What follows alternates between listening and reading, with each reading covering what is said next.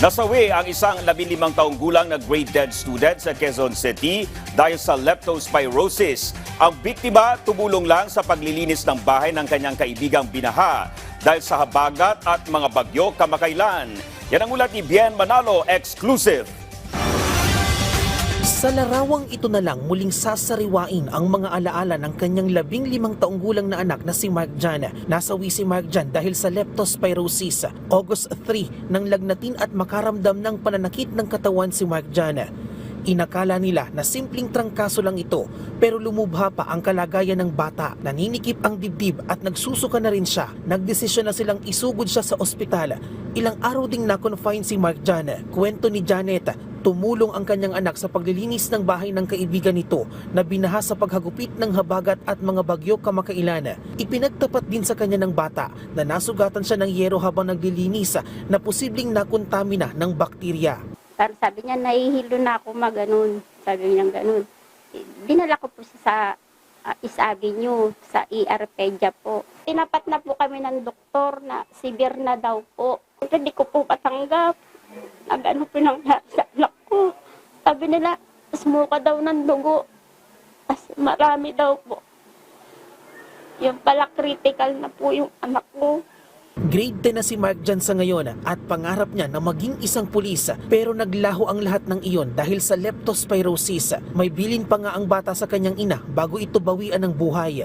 Gusto niya sanang magpabili sa akin ng pantalon, pampasok. Sabi ko naman, sunod na lang yan kasi wala tayong budget. Ngayon po nawala na siya. Bumili po ko ng pantalon niya para sa burol niya. Doon ko po na sana binigay ko na yung pantalon na yun na pampasok. Humingi po ko ng tulong sa may mabuting puso po na sana po matulungan po kami na mapalibing po siya kasi sa ngayon po hindi po kami, wala po talaga kami pinansyal.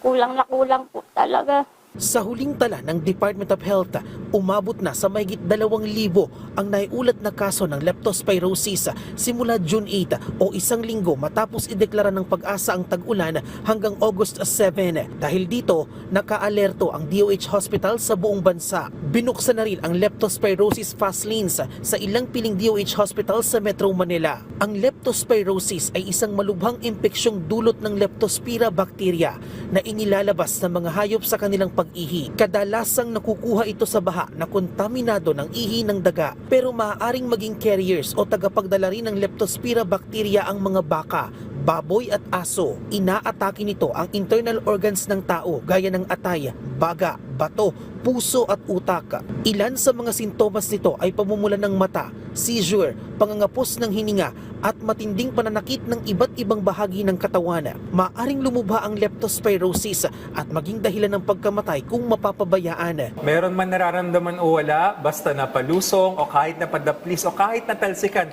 Kasi pati yung mata, pati yung ilong sa kabibig, minsan yung wisik ng tubig baha, pwede hong makapasok dyan yung ating mikrobyo. Magpakonsulta na po kahit walang nararamdaman. Samantala, bukod sa leptospirosis, mahigpit ding binabantayan ng DOH ang posibleng pagtaas naman ng kaso ng dengue. Kaya payo ng kagawaran, mahalagang sundin pa rin ang kanilang kampanya na taob, taktak, tuyo, takip at alas 4 kontra mosquito para makaiwas sa nakamamatay na sakit. Bien Manalo para sa Pambansang TV sa Bagong Pilipinas.